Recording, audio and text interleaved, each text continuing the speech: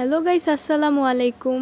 আজকে আমি আপনাদেরকে সাদা ইলিশের রেসিপি দেখাবো, যেটা কিনা আমার দাদির হাতের। আমার দাদি কিন্তু খুবই মজা করে সাদা ইলিশ রান্না করে।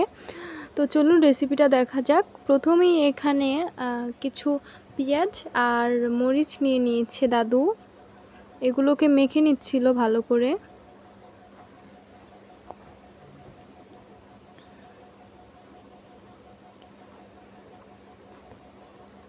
এখন এর মধ্যে তেল দিয়ে দিচ্ছিল পরিমাণ মতো। আপনারা আপনাদের পরিমাণ মতো সব কিছু ব্যবহার করবেন।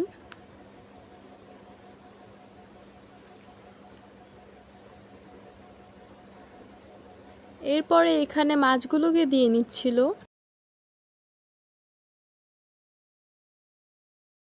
সাদা ইলিশ কিন্তু সবাই পারফেক্টভাবে রান্না করতে পারে না। আমার দাদু কিন্তু অনেক বেশি মজা করে রান্না করে, যেটা কিনা অনেক বেশি মজা হয়। তাই জন্য আমি ভাবলাম আপনাদের সাথে রেসিপিটা শেয়ার করি। দাদি এখন মাছের সাথে ম্যারিনেট করে নিচ্ছে পেঁয়াজগুলোকে। এখন মাছ আর পেঁয়াজ এগুলি ভালোভাবে ম্যারিনেট করে কিছুক্ষণের জন্য রেখে দিবে দাদি। আপনারাও কিছুক্ষণ রাখার চেষ্টা করবেন।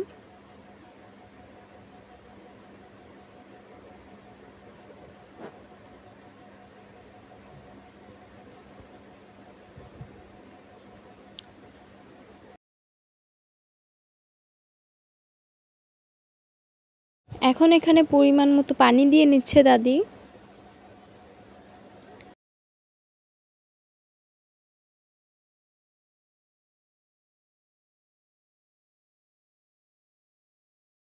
সাদা ইলিশটা কিন্তু সবাই রান্না করতে পারে না সুন্দরভাবে, তাই জন্য আমি ভাবলাম আমার দাদির রেসিপিটা দিয়ে। আমার দাদি কিন্তু খুব মজা করে সাদা ইলিশটা রান্না করে, আর এটা খুবই পারফেক্ট হয়।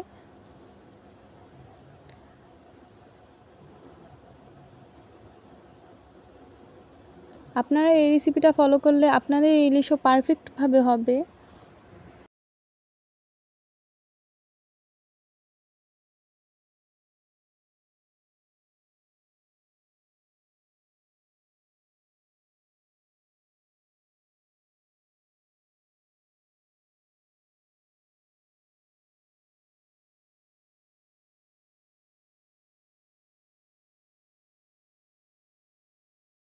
এখন চুলায় এটা বসিয়ে ঢেকে দিবেন। এই তো বলক এসে পড়েছে।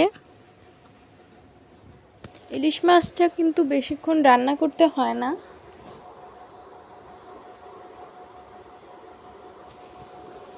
এখন আমি উপর দিয়ে কিছু ধনিয়া পাতা দিয়ে দিচ্ছি।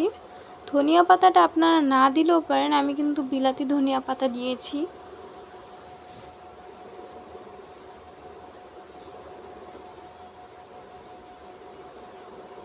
এই তো দেখতেই পাচ্ছেন কতটা সুন্দর হয়েছে।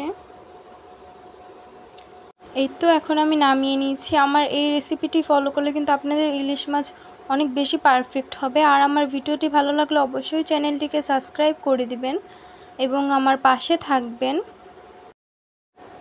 আল্লাহ হাফেজ সবাইকে।